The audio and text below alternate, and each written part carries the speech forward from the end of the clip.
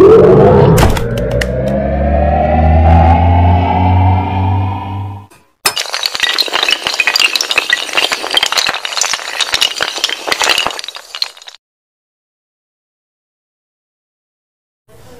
वालेकुम दोस्तों, Sajjad Khan Jadoon official YouTube channel और फेसबुक पर आप सबको खुश आमदीद।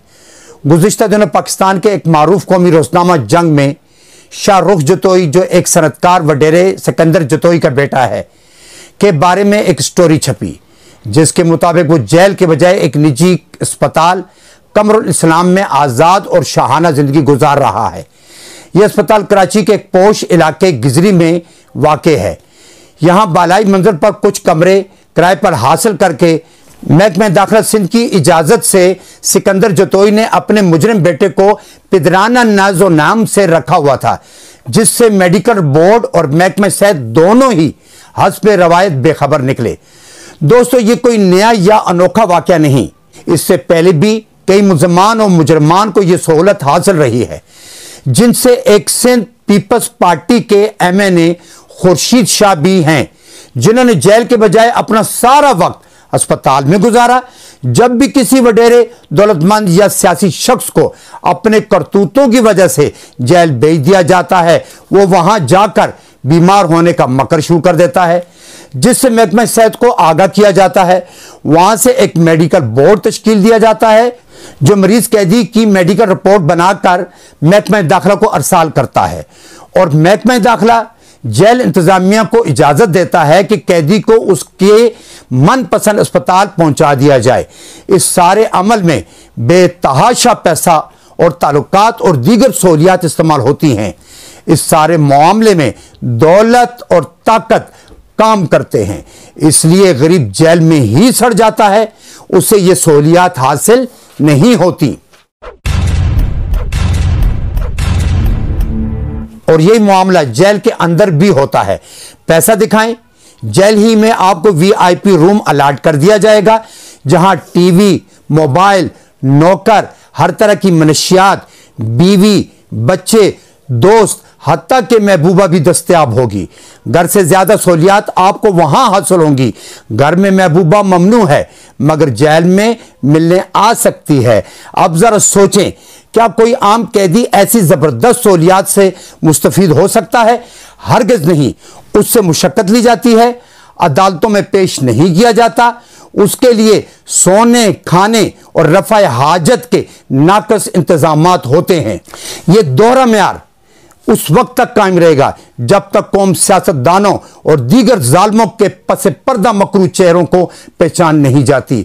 सिंध समेत तमाम सूबों में पीर, वडेरे, चौधरी, जमींदार, सरदार और दीगर मजबूत खानदानी पसमंजर रखने वाले सियासी जमातों की माली और सियासी मुआवनत करते हैं, और बदले में उन्हें निजी जेलें कायम करने, सरेआम मुखालफिन को कत्ल करने, खवातीन को नंगा करके बाजारों में घुमाने, किसी की भी बेटी, बहू या बीवी पसंद आ जाए उसे उठा ले जाने का लाइसेंस दे दिया जाता है। उन्हें किसी कानून की कोई परवाह नहीं होती। उन्हें मालूम होता है थाने, जेलें और अदालतें उनके तहफ़्फ़ुज़ के लिए कायम किए जाते हैं, ना कि इंसाफ के लिए। दोस्तों, आपको याद होगा चंद महीने कबल सिंध असेंबली में पीपल्स पार्टी के एक MPA सरदार जाम ओवैस ने एक गरीब शख्स नाजिम सजावल जोखियों को सिर्फ इसलिए मौत के घाट उतार दिया था कि उसने वडेरे को गैर कानूनी काम से रोकने की कोशिश की थी। उस बेचारे को क्या मालूम कि सारे ज़ाब्ते और कवानीन तो गरीब के लिए हैं। वडेरे इन सबको जूती की नोक पर रखते हैं। आज पूरी सिंध हुकूमत कातिल वडेरे के पीछे खड़ी है, क्योंकि कातिल का बड़ा भाई भी PPP का MNA है, और यही कुछ सियासत में इज्जत और तकरीम का बायस होता है कि आपके पास दौलत हो और खानदानी जाहो हशमत हो। शाहरुख जतोई का पस मंजर भी वडेराना है। उनके वालिद सनतकार भी हैं। दौलत, इज्जत, शोहरत और इक़्तिदार उनके घर की लोंडी है। जो बच्चा ऐसे माहौल में आंखें खोले और उसकी तरबियत भी वैसी ही हो जैसे दीगर वडेरा ज़हनियत अफराद की होती है, ऐसा बच्चा मुल्क और कौम के लिए इज्जत और तकरीम नहीं बल्कि ज़िल्लत और रुसवाई का सबब होता है। और क्या कहने, उन रुसवाइयों को भी इज्जत ही समझा जाता है। बकौल शायर नवाब मुस्तफ़ा खान शिफ्ता के, हम तालिब शोहरत हैं, हमें नंग से क्या काम, बदनाम अगर होंगे तो क्या नाम ना होगा। 2012 में शाहरुख जतोई ने कराची के एक डीएसपी औरंगजेब के बेटे शाहजेब खान को उस वक्त कत्ल कर दिया था जब वो अपनी बहन के साथ अपनी बड़ी बहन के वलीमे से वापस घर जा रहा था कि रास्ते में गुलाम मुर्तजा लाशारी, सिराज टालपर, सजाद टालपर और शाहरुख जतोई ने उनका रास्ता रोका और बदतमीजी करने लगे। यह सिलसिला काफी अरसे से चल रहा था। दरअसल मुर्तजा लाशारी अक्सर औकात शाहजेब की बहन को रास्ते में रोकता था और आवाजें कसता था और वो उस औबाश को लिफ्ट नहीं कराती थी। ये 24 दिसंबर 2000 का वाकया है जब मुर्तजा लाशारी ने शाहरुख जतोई के साथ मिलकर उन बहन भाइयों का रास्ता रोका तो शाहजेब खान को गुस्सा आ गया और उनके दरमियान तल्ख कलामी हो गई। इसी दौरान शाहजेब अपनी बहन को लेकर वहां से निकला। वो 4 थे और यह अकेला, साथ में बहन का साथ भी था। उन चारों ने आगे जाकर शाहजेब खान की गाड़ी को रोका और शाहरुख जतोई ने अपनी गन से शाहजेब पर फायर कर दिए, जिससे मौके पर ही उसकी मौत वाक़ई हो गई। ये चारों वहां से फरार हो गए और बाद में शाहरुख जतोई दुबई फरार हो गया। अवामी दबाव और सोशल मीडिया पर शोर मचने के बाद उसे दुबई से गिरफ्तार कर लिया गया।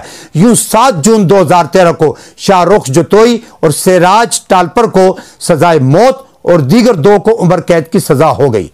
इस मौके पर सिकंदर जतोई और दीगर वडेरे कैसे खामोश रह सकते थे। उन्होंने अपना असर और रसूख इस्तेमाल किया और अचानक इस मुकदमे में एक नया मोड़ आ गया जब शाहजेब के वालिद और उनकी वालदा की तरफ से अदालत में एक एफिडेविट जमा कराया गया जिसमें अल्लाह की रजा के लिए तमाम कातलों को माफ कर दिया गया, जिस पर सिंध हाई कोर्ट ने तमाम मुजरमान को जमानत पर रिहा कर दिया। उस खबर से हर दर्द दिल रखने वाले को दुख हुआ क्योंकि सब चाहते थे कि जालिमों को कैफियर किरदार तक पहुंचाया जाए। आगे चलकर सिविल सोसाइटी की तरफ से सिंध हाई कोर्ट के फैसले के खिलाफ सुप्रीम कोर्ट में दरख्वास्त दायर की गई और 1 फरवरी 2018 को सुप्रीम कोर्ट ने शाहजेब कत्ल केस की फाइल रीओपन कर दी।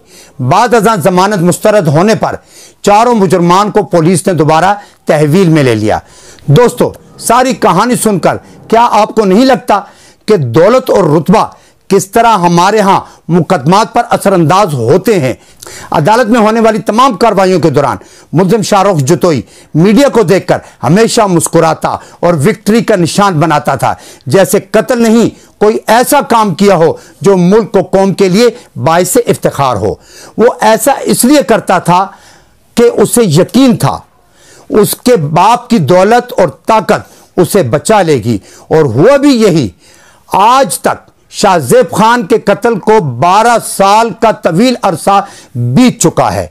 अब तक इंसाफ हो जाना चाहिए था, लेकिन वडेरे की दौलत करिश्मे दिखा रही है। डीएसपी का जवान साल खूबरू बेटा एक ओबाश के हाथों बेगुनाह मारा गया और ना जाने बाप की वो कौन सी मजबूरी थी कि सब कुछ जानते समझते हुए भी बेटे के तमाम कातलों को मुआफ कर दिया, जिन्हें आज भी अपने गुनाहों ने फैल पर किसी किस्म की कोई शर्मिंदगी नहीं। एक मशहूर मकूला है, यहां तहजीब बिकती है, यहां फरमान बिकते हैं। इस मिसरे के मिसदाक मां बाप भी बिक गए, कानून और तहजीब के फरमान भी बिक गए। और सलाम हो सिंध सरकार को, जहां मुजरिम हमेशा सुखी रहते हैं और अवाम को इंसाफ तो दरकिनार 2 वक्त की रोटी भी इज्जत से नसीब नहीं होती। इस अज़्म के साथ अगले प्रोग्राम तक के लिए इजाजत दीजिए। इस गंदे निजाम से कौम बिल आखिर जरूर बाहर निकलेगी और जिम्मेदारान हर किए की सजा जरूर पाएंगे। अल्लाह हाफिज।